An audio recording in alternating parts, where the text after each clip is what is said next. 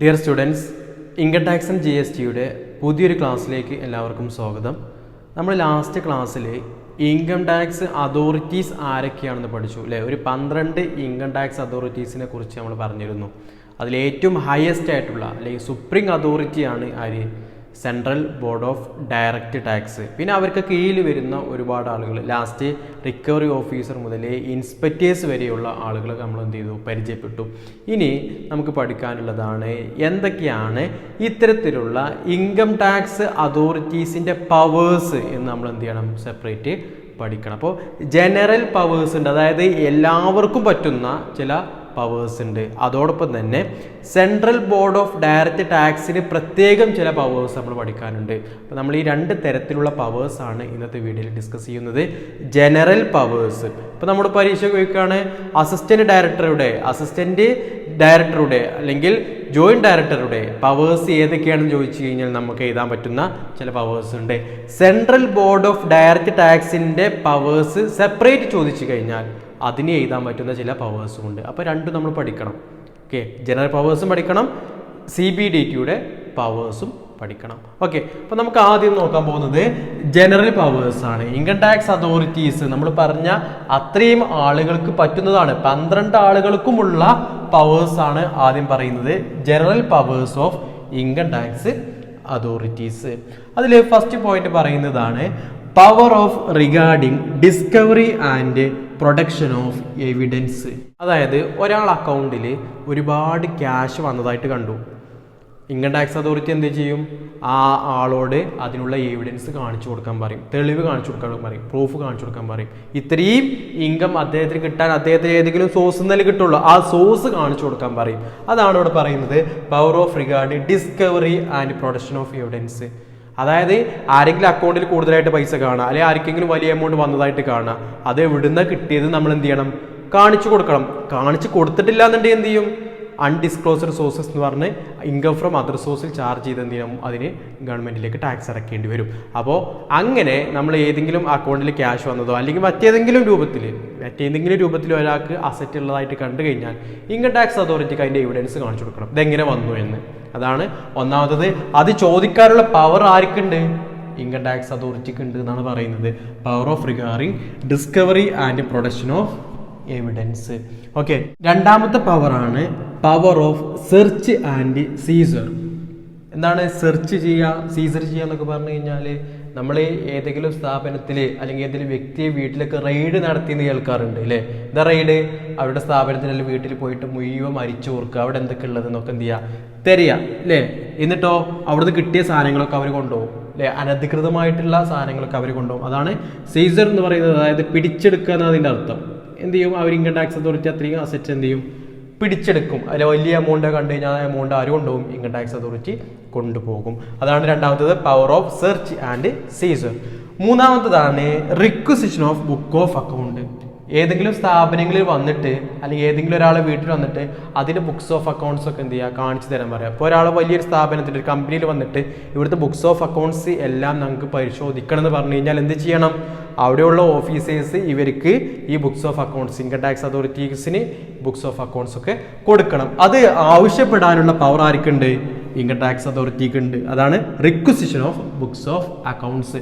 Books of accounts എല്ലാം ചോദിക്കാൻ, തരാൻ പറയാനുള്ള അവകാശമുണ്ട്, പവർ ഉണ്ട്. മറ്റൊന്നാണ് ഇമ്പോസിഷൻ ഓഫ് പെനാൽറ്റി. ഇനി ഒരാളതിൽ അനധികൃതമായിട്ട് ഒരുപാട് സ്വത്തുക്കളുണ്ട്, അദ്ദേഹത്തിന് എന്ത് ചെയ്യും, പെനാൽറ്റി കൊടുക്കും അല്ലേ. എങ്ങനെയായിരിക്കും പെനാൽറ്റി ഉണ്ടാവുക, ഒന്നെങ്കിൽ വലിയ ഒരു എമൗണ്ട് എന്ത് ചെയ്യാൻ പറയും, ഫൈനായിട്ട് അടക്കാൻ പറയും. അതോടൊപ്പം തന്നെ ചിലപ്പോൾ കനത്ത തടവ് ശിക്ഷയും ഉണ്ടാവും. ഇങ്ങനെ എന്ത് പെനാൽറ്റി വേണമെങ്കിലും വെക്കാനുള്ള റൈറ്റ് ആർക്കുണ്ട്, ഈ ഒരു ഇൻകം ടാക്സ് അതോറിറ്റീസിനുണ്ട്. അതാണ് ഇമ്പോസിഷൻ ഓഫ് പെനാൽറ്റി കൊടുക്കാൻ വേണ്ടിയിട്ട്, പെനാൽറ്റി ചാർജ് ചെയ്യാൻ വേണ്ടിയിട്ടുള്ള പവർ ഉണ്ട്. മറ്റൊന്ന് പവർ ടു കാൾ ഇൻഫർമേഷൻ. പ്രത്യേകിച്ച് എന്തെങ്കിലുമൊക്കെ ഇൻഫർമേഷൻ വേണം ഇൻകം ടാക്സ് അതോറിറ്റീസിനെങ്കിൽ നമ്മൾ അവരെന്ത് ചെയ്യും, ചോദിച്ചു കഴിഞ്ഞാൽ അത് കൊടുക്കാൻ ബാധ്യസ്ഥരാണ് ആരാണെങ്കിലും. അതാണ് ഏത് ഇൻഫർമേഷൻ ചോദിക്കാൻ ആർക്ക് റൈറ്റ് ഉണ്ട്, പവർ ഉണ്ട്, ഇൻകം ടാക്സ് അതോറിറ്റീസിനുണ്ട്. Next power of survey. എന്തെങ്കിലും കാര്യത്തെക്കുറിച്ച് സർവേ നടത്താൻ ആർക്ക് പവർ ഉണ്ട്, ഇൻകം ടാക്സ് അതോറിറ്റീസിൻ്റെ പവറുണ്ട്. അവരെന്തെങ്കിലും അവരുടെ നേട്ടങ്ങളുമായി ബന്ധപ്പെട്ട്, അവരുടെ കാര്യങ്ങളുമായി ബന്ധപ്പെട്ട് അവരെ ഡീറ്റെയിൽ ആയിട്ടുള്ള സ്റ്റഡിക്ക് വേണ്ടിയിട്ട് സർവേ നടത്താൻ ആർക്ക് പറ്റും, ഇൻകം ടാക്സ് അതോറിറ്റീസിന് പറ്റും. മറ്റൊന്ന് കളക്ഷൻ ഓഫ് ഇൻഫർമേഷൻ. ഏതെങ്കിലും തരത്തിലുള്ള ഇൻഫർമേഷൻ കളക്ട് ചെയ്യണമെങ്കിൽ അത് ഇവർക്ക് കളക്ട് ചെയ്യാൻ പറ്റും. Next one power to inspect registers of companies പോയിട്ട് അവരുടെ രജിസ്റ്റർ ഒക്കെ ഇൻസ്പെക്ട് ചെയ്യാൻ, ആ രജിസ്റ്റർ കറക്റ്റ് തന്നെയാണോ മെയിൻറ്റെയിൻ ചെയ്തിട്ടുള്ളത്, അതിലെന്തെങ്കിലും വീഴ്ചകളൊക്കെ വരുത്തിയിട്ടുണ്ടോ എന്നൊക്കെ നോക്കാനുള്ള റൈറ്റ് പവർ ആർക്കുണ്ട്? ഇൻകം ടാക്സ് അതോറിറ്റീസിനുണ്ട്. അപ്പോൾ നമ്മൾ 8 പവേഴ്സാണ് നമ്മൾ എന്ത് ചെയ്തത്, ഡിസ്കസ് ചെയ്തത്. ജനറൽ പവേഴ്സ്, അതായത് ഇനി നമ്മോട് ചോദിക്കണം അസിസ്റ്റന്റ് ഡയറക്ടറുടെ പവേഴ്സ് ഏതൊക്കെ ചോദിച്ചു കഴിഞ്ഞാൽ നമ്മൾ എഴുതണം, ഈ 8 പോയിന്റ് എഴുതണം.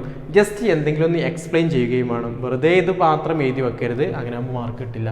ഒന്നാമത്തെ നമ്മൾ പറഞ്ഞു power of regarding discovery and production of evidence അല്ലേ, വലിയ എമൗണ്ട് കണ്ടു കഴിഞ്ഞാൽ അതിന് എവിഡൻസ് കാണിച്ചു കൊടുക്കാൻ പറയാനുള്ള അവകാശമുണ്ട്, പവർ ഉണ്ട്.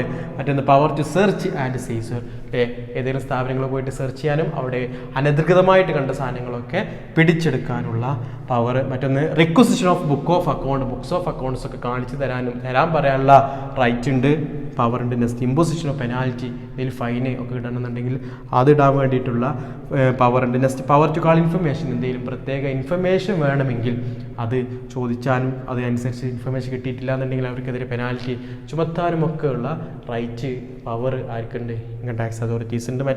മറ്റൊന്നാണ് പവർ ഓഫ് സർവേ നടത്താൻ വേണ്ടിയിട്ട്. മറ്റൊന്ന് കളക്ഷൻ ഓഫ് ഇൻഫർമേഷൻ, പുതിയ ഇൻഫർമേഷൻസ് കളക്ട് ചെയ്യാൻ വേണ്ടിയിട്ട്. Last one power to inspect register of കമ്പനീസിലുള്ള രജിസ്റ്റർ ഒക്കെ ഇൻസ്പെക്ട് ചെയ്യാൻ വേണ്ടിയിട്ട്. അപ്പോൾ 8 പോയിന്റ് എങ്കിലും പഠിക്കുക. അതിനേക്കാൾ പോയിന്റ് ഉണ്ട് കേട്ടോ, അതിനേക്കാൾ പവർ ഉണ്ട്. നിങ്ങൾ എന്ത് ചെയ്യണം, 8 പോയിന്റിൽ പഠിക്കുക, അതിൽ നിന്നും സ്കിപ്പ് ചെയ്യരുത്. ഓക്കെ, ഇനി നമ്മൾ just central board of direct tax എന്താണെന്നാണ് പറയുന്നത്. നമുക്കറിയാം ഇൻകം ടാക്സിലെ അപ്പെക്സ് ബോഡി ഏതാണ്? Central board of direct tax ആണ്. സുപ്രീം അതോറിറ്റി വെച്ച് കഴിഞ്ഞാലോ central board of direct tax ആണ്. അഡ്മിനിസ്ട്രേറ്റീവ് ഹെഡ് വെച്ച് കഴിഞ്ഞാലോ അതും central board of direct tax ആണ്, CBDT. ഇപ്പോൾ ജസ്റ്റ് എന്താണെന്ന് ജസ്റ്റ് എഴുതി വെച്ചിട്ടുണ്ട്, CBDT എന്താണ് എന്ന്. It is the apex body of income tax department. Income tax ഡിപ്പാർട്ട്മെന്റിലെ അപ്പെക്സ് ബോഡിയാണ് ഏത്? Central board of direct tax. It is administrative and supreme head of income tax department. At least അതെങ്കിലും എന്ത് ചെയ്യുക, പഠിച്ചു വെക്കുക. ഫുൾ ഫോം പഠിക്കണം, central board of direct tax. കാരണം ഇൻകം ടാക്സ് അതോറിറ്റീസിലെ ഏറ്റവും ഹയസ്റ്റ് അതോറിറ്റിയാണ് ഏത്? Central board of direct tax. പരീക്ഷയ്ക്ക് നമ്മോട് ഇങ്ങനെ വേർതിരിച്ച് തന്നെ ചോദിക്കാം, what are the powers of central board of direct tax എന്ന്. അപ്പോൾ നമ്മൾ ഇത് എഴുതരുത്, അതിന് പകരം വേറെ കുറച്ച് കാര്യങ്ങളുണ്ട്, അതാണ് നിങ്ങൾ എഴുതേണ്ടത്. വേറെ ഏതെങ്കിലും അതോറിറ്റീസിന് നിങ്ങളോട് പവേഴ്സ് ചോദിച്ചു കഴിഞ്ഞാൽ, ജനറൽ പവേഴ്സ് ചോദിച്ചു കഴിഞ്ഞാൽ നിങ്ങൾ ഇത് എഴുതിക്കോ. പക്ഷേ central board of direct tax apex അതോറിറ്റിയാണ് അല്ലേ, അതുകൊണ്ട് തന്നെ അവർക്ക് മാത്രമുള്ള ചില പവേഴ്സ് ഉണ്ട്. ഈ പവറൊക്കെ ഇവർക്കുണ്ട് അല്ലേ. ഈ പറയപ്പെട്ട പവേഴ്സ് ഒക്കെ സെൻട്രൽ ബോർഡ് ഓഫ് ഡയറക്റ്റ് ടാക്സിനും ഉണ്ട്. ഇതിന് പുറമെ ഇവർക്ക് മാത്രമായിട്ടുള്ള ചില പവേഴ്സ് ഉണ്ട്, അതുകൂടി നിങ്ങൾ പഠിച്ചു വെക്കണം, വളരെ ഇമ്പോർട്ടൻ്റ് ആണ്. ഓക്കെ, അപ്പോൾ പറയുന്നതാണ് പവേഴ്സ് ഓഫ് CBDT.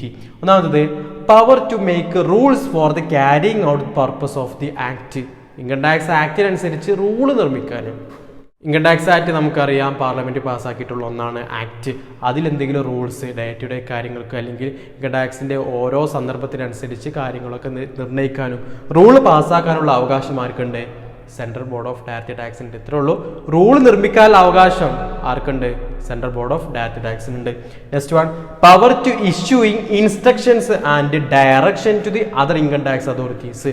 അതായത് ഇവർക്ക് താഴെയുള്ള ഒരുപാട് ഇൻകം ടാക്സ് അതോറിറ്റീസ് ഇല്ലേ, അവർക്ക് വേണ്ടിയിട്ടുള്ള നിർദ്ദേശങ്ങളും അതുപോലെ തന്നെ ഡയറക്ഷൻസും കൊടുക്കാനുള്ള പവർ ആർക്കുണ്ട്? Central board of direct tax. കാരണം ഇവരാണ് ഏറ്റവും അൾട്ടിമേറ്റ് അതോറിറ്റി എന്ന് പറയുന്നത്. ഇവർക്ക് കീഴിലാണ് ബാക്കിയുള്ള എല്ലാ അതോറിറ്റീസും. അതുകൊണ്ട് തന്നെ അവർക്ക് വേണ്ടിയിട്ടുള്ള നിർദ്ദേശങ്ങളും അവർക്ക് വേണ്ടിയിട്ടുള്ള ഡയറക്ഷൻസും ഒക്കെ കൊടുക്കാൻ വേണ്ടിയിട്ടുള്ള power central board of direct ടാക്സിനുണ്ട്.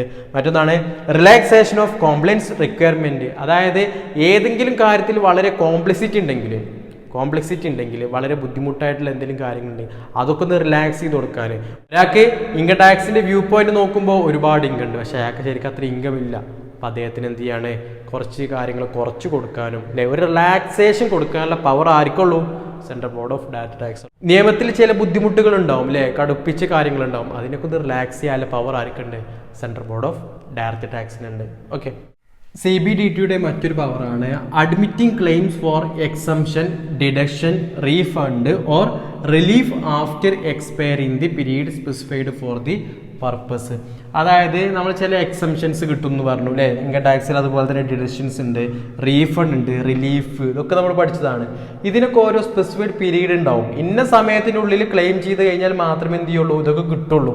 ഇനി ആർക്കെങ്കിലും ഡേറ്റോ കഴിഞ്ഞ് കഴിഞ്ഞാൽ അവരെന്ത് ചെയ്യും, അവരെന്തെങ്കിലും തരത്തിലുള്ള ക്ലെയിം വെക്കുകയാണെന്നുണ്ടെങ്കിൽ അത് അഡ്മിറ്റ് ചെയ്യാനുള്ള പവർ ആർക്കുണ്ട്, CBDT ഉണ്ട്. അതായത് അത് അംഗീകരിച്ച് കൊടുക്കാൻ വേണ്ടിയിട്ടുള്ള പവർ ആർക്കുണ്ട്, CBDT ഉണ്ട്. എന്താ സംഭവം, എക്സംഷൻസ്, ഡിഡക്ഷൻസ്, അതുപോലെ തന്നെ റീഫണ്ട് അല്ലേ, അതുപോലെ തന്നെ റിലീഫ് ഒക്കെ ഉണ്ട്. അതൊക്കെ ഓരോന്നിനും അതിൻ്റെതായിട്ടുള്ള സമയം ഉണ്ടാവും. ആ സമയം കഴിഞ്ഞിട്ടാണ് അപ്ലിക്കേഷൻ കിട്ടുന്നതെങ്കിൽ അത് അഡ്മിറ്റ് ചെയ്യാൻ, അത് എന്താ ചെയ്യണം, എങ്ങനെ ചെയ്യണം എന്നുള്ള കാര്യങ്ങൾ തീരുമാനിക്കാനുള്ള പവർ ആർക്കുണ്ട്, സെൻട്രൽ ബോർഡ് ഓഫ് ഡയറക്റ്റ് ടാക്സിന് ഉണ്ട് എന്നാണ് പറയുന്നത്. അടുത്ത നോക്ക്, appoint income tax authority below the rank of assistant commissioner or deputy commissioner. Deputy കമ്മീഷണർക്കും അതുപോലെ തന്നെ അസിസ്റ്റന്റ് കമ്മീഷണർക്കും താഴെയുള്ള, അതായത് ഇൻകം ടാക്സ് ഓഫീസേഴ്സ്, അതുപോലെ തന്നെ ടാക്സ് റിക്കവറി ഓഫീസേഴ്സ്, ഇൻസ്പെക്ടേഴ്സ്, അങ്ങനെയുള്ള ചില അതോറിറ്റീസ് ഇല്ലേ, ഇൻകം ടാക്സ് അതോറിറ്റീസ്. അതായത് ആർക്ക് താഴെ, അസിസ്റ്റന്റ് കമ്മീഷണർക്കും ഡെപ്യൂട്ടി കമ്മീഷണർക്കും ഒക്കെ താഴെയുള്ള ആളുകളുണ്ടല്ലോ, അവരെ അപ്പോയിന്റ് ചെയ്യാനുള്ള റൈറ്റ് ആർക്കുണ്ട്, പവർ ആർക്കുണ്ട്, സെൻട്രൽ ബോർഡ് ഓഫ് ഡയറക്റ്റ് ടാക്സിൻ്റെ. എന്നാൽ ഈ സെൻട്രൽ ബോർഡ് ഓഫ് ഡയറക്റ്റ് ടാക്സിനും അസിസ്റ്റന്റ് കമ്മീഷണർ, ഡെപ്യൂട്ടി കമ്മീഷണർ ഇവയൊക്കെ അപ്പോയിന്റ് ചെയ്യുന്നത് ആരാണ്, സെൻട്രൽ ഗവൺമെന്റ് ആണ്. എന്നാൽ ഇവയ്ക്ക് കീഴിലുള്ള അസിസ്റ്റന്റിനും അതുപോലെ തന്നെ ഡെപ്യൂട്ടിക്കും കീഴിലുള്ള ആളുകളെ അപ്പോയിന്റ് ചെയ്യുന്നത് അപ്പോയിന്റ് ചെയ്യാനുള്ള power central board of direct ടാക്സിനുണ്ട് എന്നാണ് പറയുന്നത്. Next, authorise income tax authority to appoint executives. എക്സിക്യൂട്ടീവ്സിനെ അപ്പോയിന്റ് ചെയ്യാനും അവ ഓതറൈസ് ചെയ്യാനുള്ള പവർ ആർക്കുണ്ട്, ഇൻകം ടാക്സ് അതോറിറ്റി ആയിട്ടുള്ള സെൻട്രൽ ബോർഡ് ഓഫ് ഡയറക്റ്റ് ടാക്സിനുണ്ട്. Authorise income tax authority to appoint executive. Income tax അതോറിറ്റീസിനെ ഓതറൈസ് ചെയ്യാനും അവർക്ക് വേണ്ടിയിട്ടുള്ള എക്സിക്യൂട്ടീവ്സിനെ അപ്പോയിന്റ് ചെയ്യാനുള്ള പവർ ഉണ്ട്. Next, entertain objection regarding detention of books of accounts.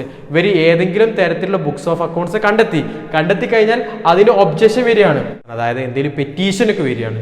അങ്ങനെ വരികയാണെന്നുണ്ടെങ്കിൽ അത് ഒബ്ജക്റ്റ് ചെയ്യുന്ന ആരായിരിക്കും, അത് കാര്യങ്ങളൊക്കെ തീരുമാനിക്കുന്നത് central board of direct tax ആയിരിക്കും. Next one, decide jurisdiction to income tax authorities. ഓരോ ഇൻകം ടാക്സ് അതോറിറ്റീസിനും അവരുടേതായിട്ടുള്ള ജൂറിസ്ഡിക്ഷൻ ഉണ്ടാവും. ഇപ്പോൾ നമ്മൾ പറഞ്ഞിരുന്ന ജോയിന്റ് ഡയറക്ടർ ഉണ്ട്, ഡെപ്യൂട്ടി ഡയറക്ടർ ഉണ്ട്, അസിസ്റ്റന്റ്, ഇവർക്കൊക്കെ ഓരോ ജൂറിസ്ഡിക്ഷൻ ഉണ്ടാവും. അസിസ്റ്റന്റ് ഒക്കെ കുറഞ്ഞ സ്ഥലങ്ങൾ ഉണ്ടാവുള്ളൂ അല്ലേ. നമ്മൾ ആദ്യം പറഞ്ഞ central board of direct tax all India ലെവലിലായിരിക്കും. അങ്ങനെ ഓരോന്നിനും അതിൻ്റെതായിട്ടുള്ള ജൂറിസ്ഡിക്ഷൻ ഉണ്ടാവും, അധികാരം, ഏരിയാസ് ഓപ്പറേഷൻ ഉണ്ടാവും.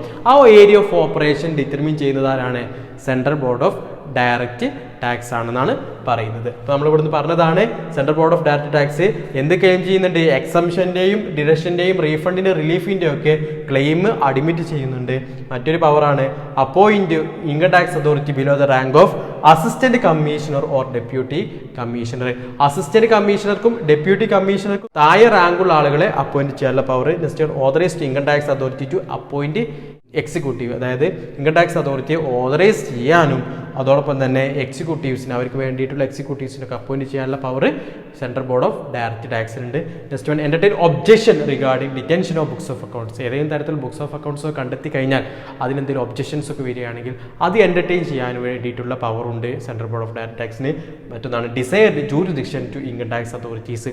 ഓരോ ഇൻകം ടാക്സ് അതോറിറ്റീസിനും, അതിപ്പോൾ ഇൻസ്പെക്ടറേഴ്സ് ആയിക്കോട്ടെ, ടാക്സ് റിക്കവറി ഓഫീസ് ആയിക്കോട്ടെ, ഇൻകം ടാക്സ് ഓഫീസർ ആയിക്കോട്ടെ, ഇനി അതല്ല അസിസ്റ്റൻ്റ് ആയിക്കോട്ടെ, ഡെപ്യൂട്ടി ആയിക്കോട്ടെ, ആരോ ആയിക്കോട്ടെ, അവർക്കൊക്കെ ഒരു ഏരിയ ഓപ്പറേഷൻ ഉണ്ടാവും. അവർ എത്ര ഏരിയയിലാണ് വർക്ക് ചെയ്യേണ്ടതെന്നുള്ളത് അത് ഡിസൈഡ് ചെയ്യുന്നത് central board of direct tax ആണ്. അപ്പോൾ നമ്മൾ പഠിച്ചത് രണ്ട് പവേഴ്സ് ആണ്. ഒന്ന് പഠിച്ചത് ജനറൽ പവേഴ്സ് ആണ്. അപ്പോൾ ജനറൽ പവേഴ്സ് ചോദിച്ചു കഴിഞ്ഞാൽ അതന്നെ എഴുതുക, 8 പോയിന്റ് തന്നെ എഴുതുക. അതോടൊപ്പം തന്നെ ഡെപ്യൂട്ടി കമ്മീഷണറുടെ പവേഴ്സ് ചോദിച്ചു കഴിഞ്ഞാലും അതന്നെ എഴുതുക. എന്നാൽ നിങ്ങളോട് തിരിച്ചു ചോദിക്കുകയാണ്, central board of direct tax എന്താണെന്ന് ചോദിച്ചാൽ തന്നെ, 4 മാർക്കിൽ ചോദിച്ചാൽ തന്നെ നമ്മൾ എന്ത് ചെയ്യണം, central board of direct tax എന്താണെന്ന് എഴുതണം, അതിൻ്റെ പവേഴ്സും എഴുതണം. ഇനി പവേഴ്സും central board of direct tax ചോദിച്ചു കഴിഞ്ഞാൽ എന്ത് ചെയ്യണം, എന്താണ് central board of direct tax എന്നും അവയുടെ പവേഴ്സ് തന്നെയായിരിക്കണം എഴുതേണ്ടത്. ഇനി എസ്സേക്കൊക്കെ ചോദിച്ചു കഴിഞ്ഞാൽ നിങ്ങൾ ഈ ഒരു 8 പോയിന്റിന് പുറമെ ജനറൽ പവേഴ്സിലുള്ള ആ 8 പോയിന്റ് കൂടി എന്ത് ചെയ്യുക, എഴുതി വെക്കുകയാണ് വേണ്ടത്. കാരണം ആ ജനറൽ പവേഴ്സ് ആർക്ക് കൂടി ഉള്ളതാണ്, സെൻട്രൽ ബോർഡ് ഓഫ് ഡയറക്റ്റ് ടാക്സിന് കൂടിയുള്ള പവേഴ്സാണ്. അതെല്ലാവർക്കും ഉള്ളതാണ്. അപ്പോൾ ഇവർക്ക് കൂടി എന്തായിരിക്കും, അപ്ലിക്കബിൾ ആയിരിക്കും. അപ്പോൾ അങ്ങനെ നിങ്ങൾക്ക് എന്ത് ചെയ്യാം, എഴുതാം. ഓക്കെ, അപ്പോൾ ഇത്രയും കാര്യങ്ങളാണ് ശരിക്കും പഠിച്ച് മനസ്സിലാക്കുക. തിയറിയാണ്, വളരെ ഇമ്പോർട്ടൻ്റ് ആണ്, പരീക്ഷയ്ക്ക് ചോദിക്കാവുന്നതാണ്. ശരിക്കും പഠിക്കുക, നല്ല രീതിയിൽ പഠിച്ചു പോവുക. Okay, thank you.